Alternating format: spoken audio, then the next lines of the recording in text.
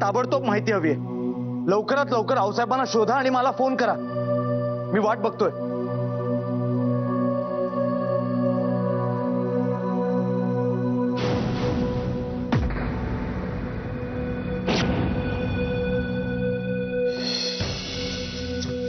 प्रिय अनय, आजपर्यंत आपल्याला अशा पत्रांची गरजच भासली नाही बघा. आता भासतीये, कारण ती काळाची गरज आहे. मधुचं सत्य तुम्हाला कळलंय आणि म्हणूनच हे सत्य आम्ही तुमच्या नजरेला नजर भिडवून नाही सांगू शकत. म्हणून आम्ही आता ठरवलंय, आम्ही या वाड्यावरचा हक्क सोडतोय. आम्ही कायमचं सोडून जातोय तुम्हाला. त्यामुळे मधुचाही आता कशावरही हक्क राहणार नाही. अनय राजे, मी तुमची माफी मागते. तुम्हाला त्यांच्यामुळे खूप त्रास झाला जी, पण चूक त्यांची नाहीये, चूक आमची आहे. कारण आम्ही त्यांना तुमच्यासारखं घडवू शकलो नाही. तुमच्यावर जे आम्ही संस्कार दिले ते त्यांना नाही देऊ शकलो. नात्यांवर, माणसांवर प्रेम करायला आम्ही त्यांना नाही शिकवू शकलो. आम्हाला माफ करा. आई म्हणून आम्ही कमी पडलो त्यांच्या बाबतीत. अनय राजे, मधुला तुम्ही सांभाळून घ्याल ना? आम्ही नात्याने तुमच्या आजी जरी असलो तरी तुम्हाला आईच्या मायेने वाढवले जी आम्ही. आमच्यासाठी एवढं तर तुम्ही करालच आणि आम्हाला माफ करा. आम्ही सारं असं अर्ध्यावर सोडून चाललोय म्हणून. आणि आमचा अखेरचा दंडवत स्वीकारा. येतो आम्ही.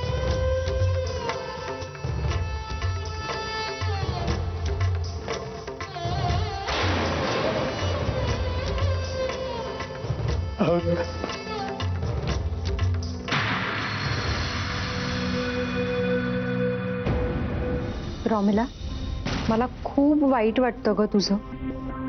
प्रत्येक वेळेला तुझा प्लॅन फेल होतो. पण आता पुन्हा प्रयत्न कर.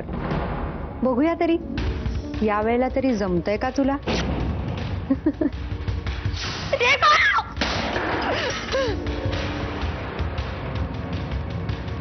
हे काय केलंस रोमिला? आरसा का फोडलास? मग काय करू? काय करू? हातावर हात धरून बसू? ती रेवा अरे आपल्या बरोबर गेम खेळत आहेत. मला नाही बघवत आहे, नाही बघवत आहे मला. ती रेवा सगळीकडे दिसते मला, सगळीकडे दिसते. काय करू बाई? काय करू? रोमिला, अगं वेळ लागलाय का तुला? अशा प्रकारे बसूनवर राग काढून काय मिळणार आहे? हे बघ रोमिला, शांत हो जरा. हे बघ, शांत हो. ये बस तिकडे, बस. शांत हो. आय एम सॉरी मेघदत्त, पण माझा राग अनावर झाला होता. पण तूच सांग, ओपनली हे अनय आणि रेवा आपल्या बरोबर डावपेच खेळतायत. राग येणं स्वाभाविक आहे रोमिला, पण आता आऊसाहेब पण निघून गेलेत तर आपण. गेल्यात? मला नाही वाटत. मला खात्री आहे अनय आणि रेवा यांनी आऊसाहेबांना गायब केलंय. काय? मग काय, सरनोबतांची इतकी मोठी प्रॉपर्टी, त्यातली काही प्रॉपर्टी आऊसाहेबांच्या नावावर असेल. त्यांनी त्या सह्या करून ट्रान्सफर केल्या नाहीत तर त्यांची मालकी आपल्याला कधी मिळणार नाही. अशा परिस्थितीत आऊसाहेब अनय आणि रेवाच्या नावावर चिठ्ठी सोडून जातात. हे विचित्र नाही वाटत तुला?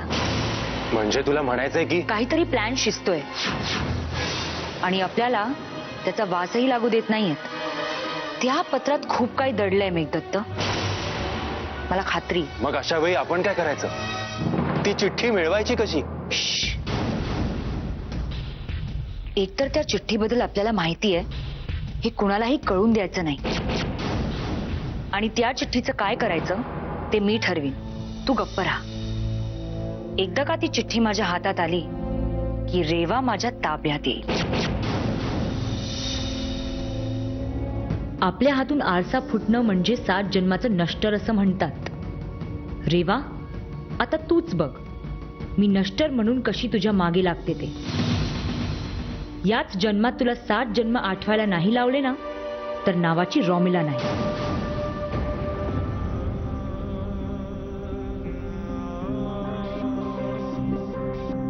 अनय, आऊसाहेब आपल्याला सोडून निघून गेलेत रेवा. अने शांत हो प्लीज. कसा शांत होऊ मी? आऊसाहेब आपल्याला सोडून निघून गेलेत आणि तू म्हणतेस मी शांत राहू? कसा जगणार आहे मी त्यांच्याशिवाय? अने मला कळतंय हे खूप कठीण आहे, पण आपल्याला जगावं लागेल. आऊसाहेबांसाठी आपल्याला तसं जगावं लागेल. नाही हे तू म्हणतेस खूप कठीण आहे ग हे. मला कळतंय खूप कठीण आहे, खूप कठीण. पण अने तू जर खचून गेलास तर बाकीच्यांना कसं सांभाळणार आहेस तू? अने आता आपल्याला कणखरपणे उभं राहण्याची गरज आहे. कणखरपणे उभं राहण्यासाठी माणसाला पाठीच्या कण्याची गरज असते रेवा. आपले आऊसाहेब आपल्या वाड्याच्या पाठीशी होत्या म्हणून हा वाडा, आपण सगळेच उभे होतो. कणा नसल्यावर माणसाला उभं राहता येत नाही रेवा. तुला आठवतंय अने, आऊसाहेब नेहमी म्हणायच्या जगात अशक्य असं काहीच नाही. आणि मला खात्री आहे एक ना एक दिवस आपले आऊसाहेब नक्की घरी परत येतील. अने आपल्यावर आता एक मोठी जबाबदारी आहे. मधूचं रहस्य सगळ्यांपासून लपवायची. कोणालाही कळता कामा नये की आऊसाहेब हे घर सोडून का निघून गेल्या. ही चिठ्ठी सुद्धा आपल्याला सगळ्यांपासून लपवून ठेवावी लागेल.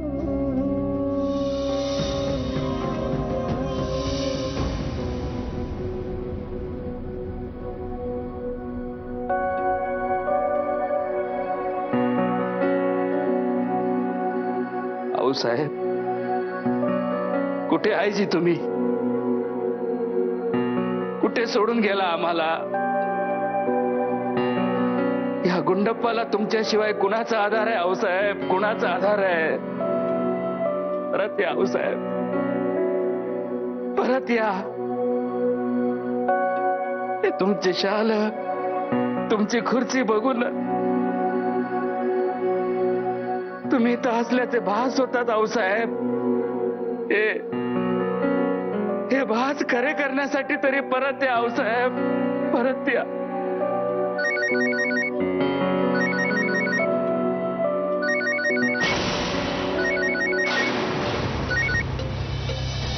आऊसाहेब, आऊसाहेब तुम्ही कुठं निघून गेला होची? आऊसाहेब तुम्ही परत याची, परत याची आऊसाहेब तुम्ही. अहो पण का नाही? जी ऐकतो जी. आऊसाहेब तुमचं ऐकण्यासाठी जरा गुंडप्पा या वाड्यात आहे जी. बोला तुम्ही. होय आऊसाहेब, तुम्ही परत येईपर्यंत तुम्ही सांगितलेलं सगळ्या सूचनांचं पालन करतो जी. यावरची होळी पण नेहमीप्रमाणेच होईल आऊसाहेब. तुम्ही काही काळजी करू नका. नाही अनयराजे आणि रेवाकाची काळजी घेतो मी. नाही विश्वजितची बी काळजी घेतो मी. उलट त्याची तर जास्तच काळजी घ्यावी लागेल. त्याच्यामुळेच तर तुम्ही एवढा मोठा निर्णय घेतला जी. होय, तुमच्या निर्णयाचा मान तर ठेवायला पाहिजेच की हो. हा आऊसाहेब, तुम्ही तुमची काळजी घ्या नीट. हा ठेवतो फोन. काय गुंडप्पा दादा, आऊसाहेबांचा फोन आहे ना? काय म्हणत होते? नाही काय नाही, आऊसाहेब ठीक आहेत. सगळ्यांची काळजी घ्यायला सांगत होत्या. विश्वजीतची स्पेशली काळजी घ्यायला सांगितली ना त्यांनी? का बरं सांगा ना. विश्वजीतचा या घराशी काय संबंध? आऊसाहेब त्याची काळजी घ्यायला का सांगत होत्या? सांगा. मोठी सून म्हणून मी तुम्हाला हुकूम देते, सांगा मला. रोमिला का, मी फक्त आऊसाहेबांना उत्तर द्यायला बांधील आहे जी. बाकी या वाड्यातल्या कोणाला बी उत्तर द्यायला मी बांधील नाही बघा.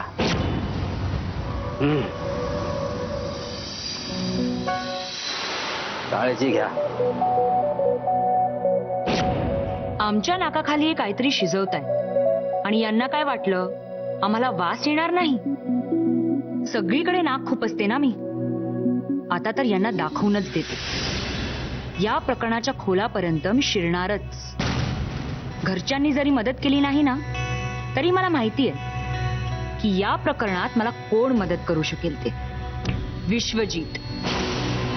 तोच मला मदत करू शकेल आणि त्याच्यानेही नाही झालं तर रोमिलाला माहितीये आपलं काम कसं करायचं ते.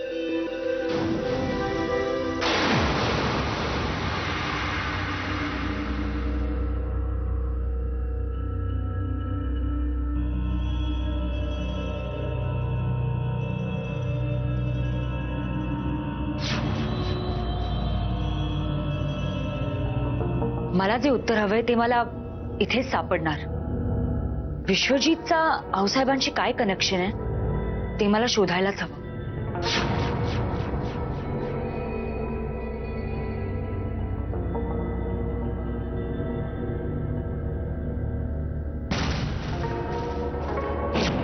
आऊसाहेबांचे अक्षर,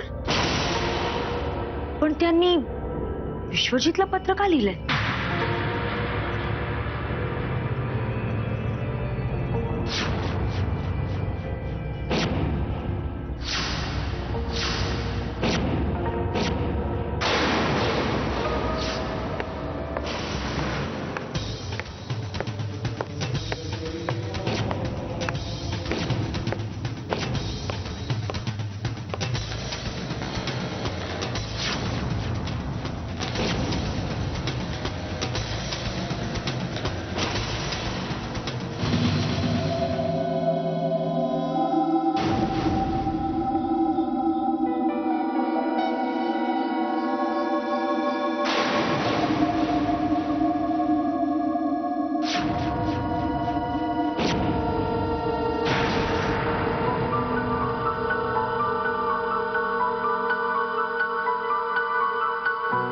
तुम्ही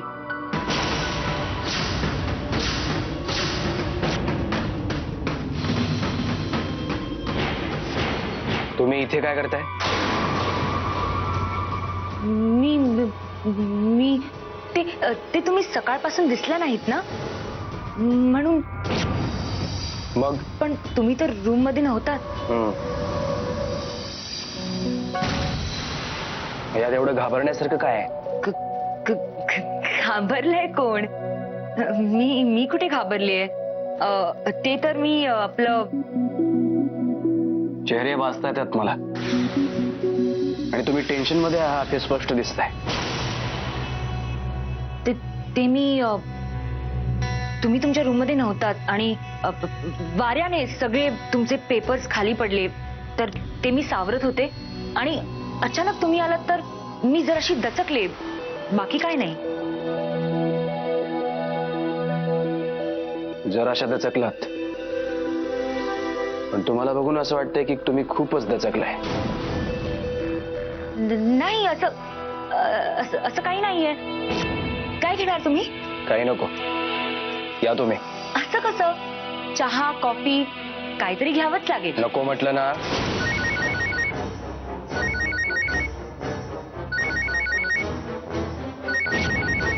तुम्ही कॉफी घ्या, बरं वाटेल तुम्हाला. मी आणते. हॅलो, मी जरा कामामध्ये, नंतर फोन कर. मी सांगितलं ना मी कामामध्ये म्हणून. ठेव फोन. बायको होती का? तुम्ही गेला नाहीत अजून. मग आई असणार नाही का? काय?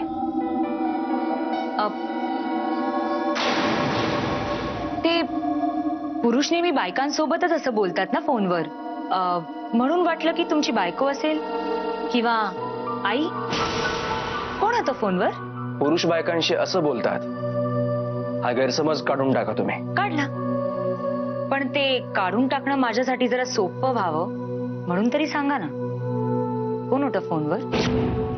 नाही काय आहे, आपली इतकी चांगली ओळख झाली आहे पण तुमच्या फॅमिली बद्दल मला काही माहित नाहीये.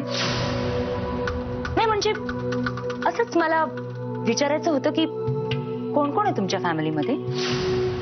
भाऊ, वडील, बायको किंवा आई? हे बघा, मला जरा काम आहे. आपण याविषयी नंतर बोलूयात का, जरा निवांतपणे?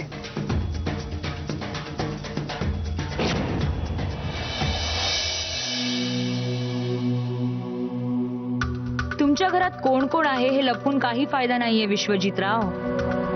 तुम्हाला माणसं वाचता येतात आणि मला पत्र वाचता येतात.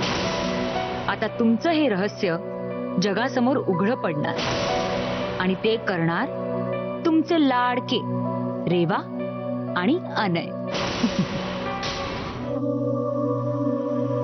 आई, पंचायतीतून फोन आला होता गावच्या. आता आणखी काय झालंय? नाही, काळजी करण्यासारखं काही नाहीये. फक्त विचारायला फोन केला होता की होळीचं दहन किती वाजता करायचं. तू काय सांगितलंस त्यांना? मी काय सांगणार आई, नेहमीचा मान येतो, पूर्ण करायलाच हवा ना. पण यावेळेला आऊसाहेब नाहीये तर आपण काही करणार नाही होत रेवा. जोपर्यंत आऊसाहेब वाड्यात परत येत नाही तोपर्यंत आपण कुठलाही सण साजरा करणार नाही आहोत. या वाड्याला तर ग्रहण लागले आणि असल्या भीषण परिस्थितीत कसली होळी आणि कसली दिवाळी. थोरले भाऊजी आणि बहिणी साहेब सुद्धा इथे नाहीयेत आणि आऊसाहेब ते तर कोणाला काही न सांगता सवरता निघून गेलेत. होळीच्या दिवशी शिमगा करायची पाळी आली आहे या वाड्यावर. आई शांत व्हा, प्लीज शांत व्हा. असं खचून कसं चालेल? सगळं ठीक होईल. आलीच. मालकीनबाई, होळीसाठीचे सर्व सामान मागच्या अंगणात आणून टाकलंय. अहो पण आई, आपण काही सांगितलं होतं का? सांगायला कशाला हवंय? दर वर्षाचं काम आहे माझं. धाकटे वहिनी साहेब, बरोबर ना? हो, तुमचं बरोबर आहे,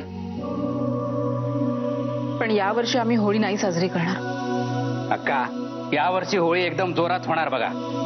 पांडुरंगा, बाकीचा मी बघतो.